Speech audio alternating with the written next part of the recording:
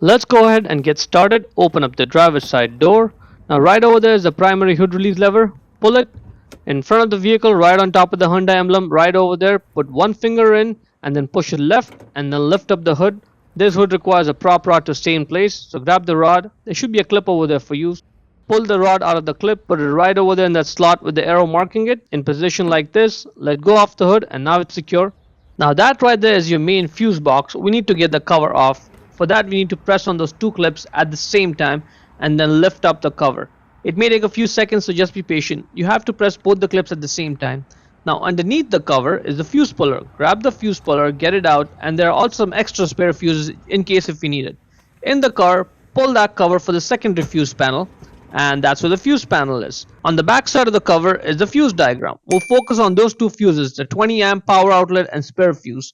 And those are the two corresponding fuses that we saw on the fuse diagram. Yep, those two. Now the idea is that very likely your issue is being caused by a bad, and the good thing is we have a spare fuse with us. So get the fuse puller, put it on the power outlet 20 amp fuse. See how it's sitting over there? Now squeeze it and then pull it out. And let's take a closer look at the fuse. See how my power outlet stopped working? Because mine is a good fuse. How do I know that? My center part is not broken. If yours is broken, then it's a bad fuse, and that's very likely what the problem is. So let's go ahead, get this 20 amp spare fuse, check that this is good, and then let's put it back in the original position.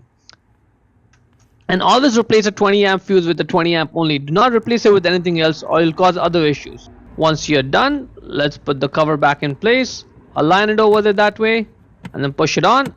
And now let's not forget to put the fuse puller back in its place and put the cover back on the main fuse panel. Line it up the way I'm showing. See that little stab that's sticking out?